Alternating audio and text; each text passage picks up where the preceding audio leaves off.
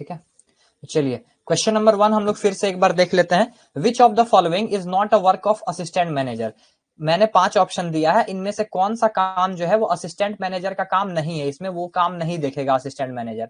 Option number 1 है control, एक minute, हाँ। ऑप्शन नंबर बी है सुपरविजन, ऑप्शन नंबर सी है डायरेक्शन, ऑप्शन नंबर डी है मैनेजमेंट, ऑप्शन नंबर ई है नन। तो क्वेश्चन नंबर 1 का जो राइट आंसर हो जाएगा वो होगा ऑप्शन नंबर ई, यानी कि नन, क्योंकि असिस्टेंट मैनेजर को कंट्रोल, सुपरविजन, डायरेक्शन, मैनेजमेंट सब देखना होता है। इसको आप CMR MCQ का जो डेफिनेशन है कोलमैन रेगुलेशन 2017 का, उसका असिस्टेंट मैनेजर का जो डेफिनेशन है उसमें देख सकते हैं। चलिए अब क्वेश्चन नंबर हम लोग देखते हैं 2। क्वेश्चन नंबर 2 है हमारा, auxiliary fan means dash fan used in below ground. Auxiliary fan का मतलब क्या होता है? Option number A forcing fan, option number B exhaust fan, option number C either of the above, या फिर option number D required by CIM। जो भी CIM बोले उनके अनुसार हम लोग को चलना होगा। तो क्वेश्चन नंबर 2 का जो राइट आंसर हो जाएगा वो होगा option number C, either of the above. Wait, colour change करते हैं इसका साइज, हाँ, आइदर ऑफ द अबव, क्योंकि ऑक्सिलरी फैन जो होता है वो फोर्सिंग भी हो सकता है, फोर्सिंग मतलब हवा फेंकने वाला, और एग्जॉस्ट मतलब हवा खींचने वाला। तो ऑक्सिलरी फैन फोर्सिंग भी हो सकता है और एग्जॉस्ट भी हो सकता है। ठीक है, चलिए बढ़ते हैं अब हम लोग क्वेश्चन नंबर 3 की तरफ। क्वेश्चन नंबर 3 है हमारा, auxiliary fans are used mainly for ventilating dash. Auxiliary fan का यूज हम लोग किस चीज को वेंटिलेट करने के लिए मेनली यूज करते हैं, मेनली उसका पर्पस क्या होता है? ऑप्शन नंबर ए है फेस को वेंटिलेट करने के लिए, ऑप्शन नंबर बी है रोडवेज को वेंटिलेट करने के लिए, ऑप्शन नंबर सी है गैलरी को वेंटिलेट करने के लिए, या फिर ऑप्शन नंबर डी ऑल। तो क्वेश्चन नंबर 3 का जो राइट आंसर होगा वो होगा ऑप्शन नंबर ए फेस को वेंटिलेट करने के लिए मेनली हम लोग क्या करते हैं, ऑक्सिलरी फैन का इस्तेमाल करते हैं अंडरग्राउंड माइंस में। ठीक है, चलिए बढ़ते हैं अब हम लोग क्वेश्चन नंबर 4 की तरफ। क्वेश्चन नंबर 4 ध्यान से सुनिएगा, इंटरेस्टिंग क्वेश्चन है ये, इसको हम लोग यहां कर देते हैं, हाँ ठीक है। क्वेश्चन नंबर 4 सुनिए, एवरेज आउटपुट मींस, इसमें कंफ्यूज मत होइएगा, एवरेज आउटपुट का मतलब क्या होता है? ठीक है, पहला क्वेश्चन है, सॉरी पहला ऑप्शन है average output per year during 3 financial year. 3 financial year का जो एवरेज आउटपुट है उसको हम लोग बोलेंगे एवरेज आउटपुट। दूसरा ऑप्शन है average output per day during preceding financial year, per day का एवरेज आउटपुट पिछला फाइनेंशियल ईयर का। ऑप्शन नंबर 3 है एवरेज आउटपुट पर मंथ, यानी पिछला फाइनेंशियल ईयर का पर मंथ का आउटपुट, या फिर लास्ट ऑप्शन है पर मंथ आउटपुट पिछला 3 फाइनेंशियल ईयर का। ठीक है, तो क्वेश्चन नंबर 4 का जो राइट आंसर होगा वो होगा ऑप्शन नंबर सी। ठीक है, एवरेज आउटपुट पर मंथ, हर मंथ का एवरेज आउटपुट पिछले फाइनेंशियल ईयर का। यही हम लोग बात करें अगर एवरेज मटेरियल हैंडल्ड का, जो कोल प्लस ओवरबर्डन होता है ओपन कास्ट का, उसमें होता है एवरेज ईयरली। ठीक है, ईयरली आउटपुट हम लोग देखते हैं पिछले 3 प्रीसीडिंग फाइनेंशियल ईयर का। ठीक है, चलिए आशा करते हैं कि आपका क्लियर हो गया होगा। अब बढ़ते हैं हम लोग 5 number, average output shawl be computed from dash of mine. Average output जो हम लोग डेफिनेशन इसका लिए हैं वो माइंस के किस हिस्सा का पार्ट का प्रोडक्शन लेके हम लोग उसको देखते हैं। Option number A all working with in mine boundaries, mine boundaries के अंदर जितना भी वर्किंग है सबको देखते हैं, एक मिनट, हाँ। या फिर option number B all unused working in mine, सारा अनयूज्ड वर्किंग को देखते हैं। Option number C except working from depillaring, depillaring से जो प्रोडक्शन होता है उसको छोड़ के सारा वर्किंग को देखते हैं। या फिर जो मैनेजर बोलता है उस वर्किंग को हम लोग एवरेज आउटपुट में लेते हैं।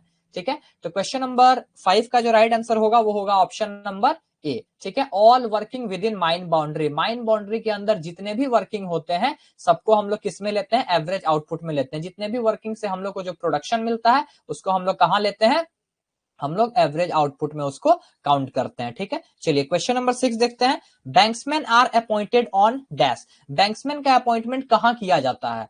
ऑप्शन नंबर ए सरफेस पे, ऑप्शन नंबर बी अंडरग्राउंड में, ऑप्शन नंबर सी इनसेट में, यानी जो लैंडिंग होता है सरफेस और अंडरग्राउंड के बीच, या फिर अंडरग्राउंड और इनसेट में। तो क्वेश्चन नंबर 6 का जो राइट आंसर होगा वो होगा ऑप्शन नंबर ए, सरफेस पे जो है बैंक्समैन का नियुक्ति होता है, यानी सरफेस पे उसको अपॉइंट किया जाता है। चलिए बढ़ते हैं अब क्वेश्चन नंबर 7 की तरफ। क्वेश्चन नंबर 7 है बैंक्समैन आर अपॉइंटेड फॉर। अब बैंक्समैन को हम लोग सरफेस पे अपॉइंट तो कर लिए, लेकिन बैंक्समैन को अपॉइंट किया किस लिए जाता है? ऑप्शन नंबर ए, सिग्नल को ट्रांसमिट करने के लिए शाफ्ट के ऊपर टॉप पे रहता है, सरफेस पे, ये तो पता चल गया। तो सिग्नल ट्रांसमिट करने के लिए रखते हैं, कि आदमी को उतारने चढ़ाने के लिए रखते हैं, कि टब को उतारने चढ़ाने के लिए शाफ्ट के थ्रू रखते हैं, या फिर ये सारा ऑप्शन सही है। तो क्वेश्चन नंबर 7 का जो राइट आंसर होगा वो होगा ऑप्शन नंबर डी, ऑल। ये क्या करता है बैंक्समैन, सिग्नल भी ट्रांसमिट करता है, आदमी का आने जाने के लिए घंटा भी मारता है, टब के आने जाने के लिए भी घंटा मारता है, ठीक है, मतलब सिग्नल देता है। तो क्वेश्चन नंबर 7 का राइट आंसर हो जाएगा ऑप्शन नंबर डी, ऑल। ठीक है, बढ़ते हैं क्वेश्चन नंबर 8 की तरफ। क्वेश्चन नंबर 8 देखते हैं अब। क्वेश्चन नंबर 8 है हमारा, booster fan are installed on. Booster fan का इंस्टॉलेशन हम लोग कहां करते हैं? ऑप्शन नंबर ए, सरफेस पे, option number B, below ground में, option number C, pit bottom में, या फिर option number D, required by management. तो क्वेश्चन नंबर 8 का जो राइट आंसर हो जाएगा वो होगा option number B. Booster fan का यूज हम लोग क्या करते हैं? हवा को बूस्ट करने के लिए करते हैं, ठीक है। तो हवा का बूस्ट करने के लिए हम लोग करेंगे यूज, तो उसको बिलो ग्राउंड में ही रखेंगे, अबव ग्राउंड तो रखेंगे नहीं, इसलिए क्वेश्चन 8 का राइट आंसर हो जाएगा option number B, below ground.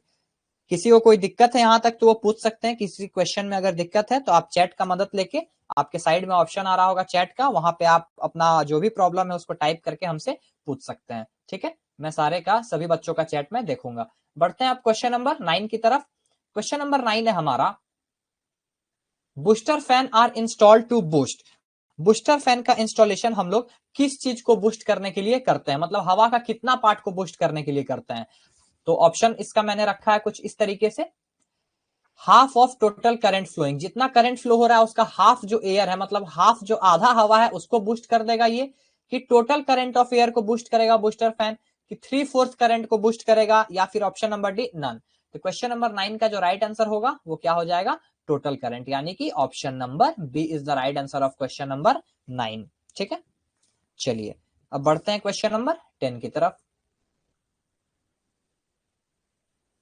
Question number 10 है हमारा, booster fan is use to boost which of these airways. हम लोग बहुत बारीकी से इसमें एमसीक्यू कवर करेंगे, और लगभग पूरे सीएमआर से 2000 तक एमसीक्यू मेरा टारगेट है कि आप लोग का कंप्लीट हो जाए, ठीक है। इसीलिए मैंने एक एक डेफिनेशन से 3-3, 4-4 क्वेश्चन आपके सामने रखा हूं, ताकि हर एक लाइन इसमें अच्छे से आपका कवर हो जाए। चलिए क्वेश्चन नंबर 10 देखते हैं। Booster fan is use to boost which of these airway.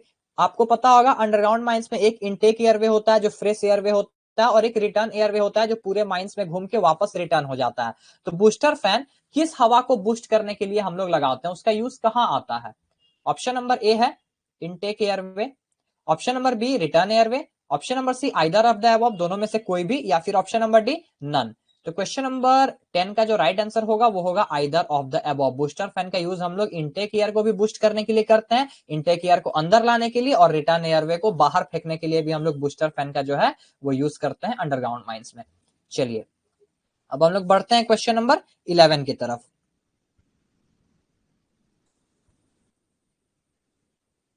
Question number 11 है हमारा, which of this is not included in definition of coal. Coal का डेफिनेशन आप लोगों ने पढ़ा होगा कोल माइन रेगुलेशन में। कोल का टाइप भी आपको पता होगा कि टोटल 4 टाइप का कोल हमारे इंडिया में पाया जाता है, जिसको हम लोग क्लासिफाई करते हैं। तो इसमें से किसको हम लोग कोल के डेफिनेशन में नहीं रख सकते हैं? ऑप्शन सुनिए।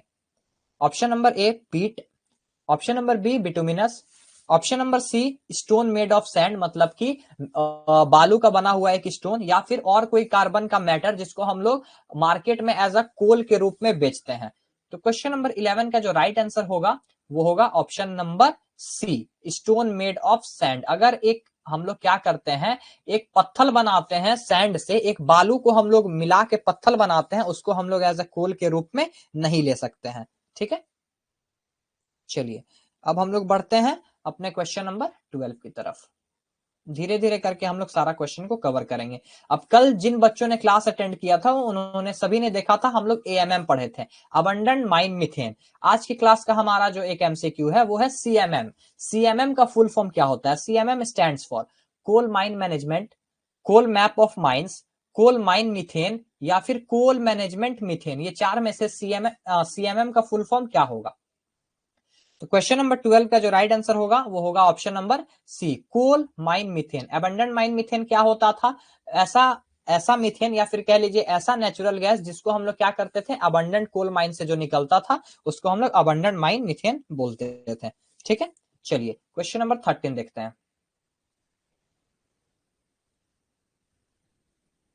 क्वेश्चन नंबर 13 है हमारा, CMM means a natural gas recovered from. अब AMM मतलब हम लोग जाने थे, अब CMM का मतलब जानते हैं कि CMM का मतलब क्या होता है। C means a natural gas recovered from, कहां से रिकवर किया हुआ गैस को हम लोग CMM बोलेंगे। अनयूज्ड कोल माइन से कोई गैस अगर निकला है, अबंडेंट कोल माइन से अगर कोई गैस निकला है, या फिर किसी कोल माइन या फिर उसके पार्ट से कोई गैस निकला है नेचुरल गैस, या फिर ऑप्शन नंबर डी नन। तो क्वेश्चन नंबर 13 का जो राइट आंसर होगा वो होगा ऑप्शन नंबर सी। ठीक है, कोल माइन और इट्स पार्ट, किसी भी कोल माइंस या फिर उसके पार्ट से अगर कोई नेचुरल गैस निकलता है उसको हम लोग क्या बोलते हैं, या मीथेन निकलता है तो कोल माइन मीथेन बोलते हैं। CMM और AMM में इतना ही अंतर है कि abundant mine methane abundant mine से निकलता है और ये नॉर्मल कोल माइन से निकलता है। ठीक है, चलिए बढ़ते हैं अब क्वेश्चन नंबर 14 की तरफ। क्वेश्चन नंबर 14 है हमारा, competent person are appointed in mines by. अब माइंस में बहुत तरीके के और बहुत सारे पोस्ट पे कंपिटेंट पर्सन अपॉइंट किए जाते हैं, आपको पता होगा। तो क्वेश्चन ये है कि कंपिटेंट पर्सन जो है वो किनके द्वारा अपॉइंट किए जाते हैं। ठीक है, ये हमारा क्वेश्चन है, question number 14। Option number A है ओनर के द्वारा, ऑप्शन नंबर बी है ओनर एजेंट मैनेजर के द्वारा, ऑप्शन नंबर सी है मैनेजर के द्वारा, या फिर option number D assistant manager के द्वारा। ठीक है, तो क्वेश्चन नंबर 14 का जो राइट आंसर होगा वो होगा option number C manager. Competent person को कौन अपॉइंट करता है, मैनेजर अपॉइंट करता है। कंपिटेंट पर्सन का एज भी आपको पता होगा, कल हम लोगों ने एडल्ट का एज, एडोलेसेंट का एज और चाइल्ड का एज पढ़ा था। ठीक है, चलिए क्वेश्चन नंबर 15 पढ़ते हैं। क्वेश्चन नंबर 15 उसी से रिलेटेड है कि competent person means a person who has completed dash year of age. कितना साल एक पर्सन का अगर कंप्लीट हो जाएगा तो उसको हम लोग बोलेंगे कि ये कंपिटेंट पर्सन है। ऑप्शन नंबर ए है 16 साल, ऑप्शन नंबर बी है 18 साल, ऑप्शन नंबर सी है 20 साल, ऑप्शन नंबर डी है 24 साल। तो क्वेश्चन नंबर 15 का जो राइट आंसर हो जाएगा वो होगा ऑप्शन नंबर सी 20 साल। ठीक है, जिसका 20 साल कंप्लीट हो जाता है, 20 या फिर 20 प्लस कह लीजिए, उसको हम लोग बोलते हैं कंपिटेंट पर्सन। एडल्ट 18 या उससे ज्यादा, एडोलेसेंट आपका हो जाएगा 15 से ज्यादा, 18 से कम, और चाइल्ड हो जाएगा जिसका 15 ईयर भी अभी कंप्लीट नहीं हुआ है, उसको हम लोग क्या बोलेंगे, चाइल्ड बोलेंगे। ठीक है, चलिए अब हम लोग आते हैं क्वेश्चन नंबर 16 की तरफ। क्वेश्चन नंबर 16 है हमारा, which of these is a competent person. इसमें से कौन सा पर्सन है जो क्या है, जिसको हम लोग कंपिटेंट पर्सन कह सकते हैं। Option number A short firer, option number B manager, option number C overman, option number D assistant manager. इसमें से कौन पर्सन को हम लोग शॉर्ट फायरर बोल सकते हैं। ठीक है, तो इसका जो राइट आंसर होगा वो हो जाएगा option number A short firer. Short firer को हम लोग क्या बोल सकते हैं, कंपिटेंट पर्सन बोल सकते हैं। बाकी जो ओवरमैन है ये एक तरह का हम लोग इसको ऑफिशियल बोल सकते हैं, असिस्टेंट मैनेजर भी ऑफिशियल है, और ये तो मैनेजर का तो बात ही अलग है, इनका तो औदा ही ऊपर है। चलिए बढ़ते हैं क्वेश्चन नंबर 16 की तरफ। Contractor does not include, contractor में इसमें से क्या चीज इंक्लूड नहीं होता है। ठीक है, ध्यान से सुनिएगा क्वेश्चन, ऑप्शन अच्छे से देखिएगा। Option number A company, option number B association of individual, यानी कि इंडिविजुअल का एक एसोसिएशन यानी कि group, option number C local authority, या फिर ऑप्शन नंबर डी नन। तो क्वेश्चन नंबर 17 का जो राइट आंसर होगा वो हो जाएगा आपका ऑप्शन नंबर डी नन।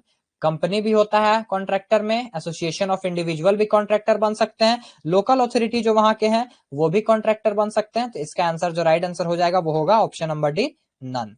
ठीक है, चलिए अब हम लोग आते हैं क्वेश्चन नंबर 18 की तरफ। Deep hole drilling and blasting is a term used for. Deep hole drilling और ब्लास्टिंग जो होता है वो किस माइंस का एक टर्म है जो हम लोग यूज करते हैं। Option number A underground mines, option number B open cast mines, option number C both यानी अंडरग्राउंड ओपन कास्ट दोनों के लिए, option number D required by CIM, वो सीआईएम के अनुसार क्या होते रहता है, चेंज होते रहता है। तो क्वेश्चन नंबर 18 का जो राइट आंसर हो जाएगा वो होगा open cast mines. Open cast mines में ये यूज होता है deep hole drilling and blasting. ठीक है, अंडरग्राउंड माइंस में हम लोग deep hole drilling and blasting नहीं करते हैं, क्योंकि इसका आप लोग डेफिनेशन पढ़े होंगे। इससे रिलेटेड एक और क्वेश्चन हम लोग अपने नेक्स्ट स्क्रीन में देखते हैं। क्वेश्चन नंबर 19 है हमारा, deep hole blasting are done by drilling a hole of dash depth. Deep hole drilling जो होता है वो हम लोग कितने मीटर के ज्यादा के होल को हम लोग deep hole drilling and blasting, जो डीप होल ब्लास्टिंग जो होता है उसके पहले जो ड्रिलिंग करते हैं तो कितने मीटर का होल होगा तब उसको हम लोग बोलेंगे कि ये डीप होल ड्रिलिंग हम लोगों ने किया है। Option number A 3 metre, option number B greater than 3 metre, option number C less than 3 metre, या फिर option number D either A and B, यानी कि 3 मीटर या फिर उससे ज्यादा। ऑप्शन नंबर डी है 3 मीटर और मोर। तो क्वेश्चन नंबर 19 का जो लास्ट सॉरी जो राइट आंसर है वो है ऑप्शन नंबर बी 3 मीटर। ठीक है, ग्रेटर देन 3 मीटर। 3 मीटर को हम लोग डीप होल ड्रिलिंग नहीं बोलेंगे। 3 मीटर से अगर ज्यादा होगा मोर देन 3 मीटर उसको हम लोग क्या बोलेंगे, डीप होल ड्रिलिंग ये हुआ है। और इसको हम लोग कहाँ यूज करेंगे, ओपन कास्ट माइंस में करेंगे। ठीक है, चलिए बढ़ते हैं क्वेश्चन नंबर 20 की तरफ। आज का last question coal mine regulation का। Deep hole drilling is used in which of this type of mines. Deep hole drilling जो है वो किस टाइप के माइंस में हम लोग करते हैं, किस टाइप के माइंस में यूज होता है। इसके बाद हमारा माइंस एक्ट का एमसीक्यू होगा, रेडी रहिएगा आप लोग अपने टाइम पे। Option number A open cast coal mines में यूज होता है, option number B open cast non coal mines में यूज होता है, option number C open cast large coal mines में यूज होता है, या फिर ऑल ओपन कास्ट में, चाहे वो कोल हो नन कोल हो ऑयल हो सब में यूज होता है। तो क्वेश्चन नंबर 20 का जो राइट आंसर है वो होगा ऑल ओपन कास्ट माइंस। ठीक है, जिसमें अगर जरूरत है, सीआईएम से परमिशन लिया हुआ है कि 3 मीटर से ज्यादा इसमें डेप्थ करना है तो उसमें हम लोग क्या कर सकते हैं, डीप होल ड्रिलिंग कर सकते हैं। तो इसका राइट आंसर हो जाएगा ओपन कास्ट माइन। जरूरी नहीं है कि लार्ज ही हो, जरूरी नहीं हो कि नन कोल ही हो, जरूरी नहीं है कि कोल ही है, तो इसीलिए ऑल ओपन कास्ट माइंस इसका जो है सबसे सटीक आंसर है। ठीक है, ये आज का 20 क्वेश्चन कंप्लीट हो गया। अब किसी को कोई डाउट है तो वो चैट में पूछ सकते हैं अपना जो भी डाउट है। आज का क्लास हमारा 20 क्वेश्चन का जो था वो खत्म हुआ। ठीक है।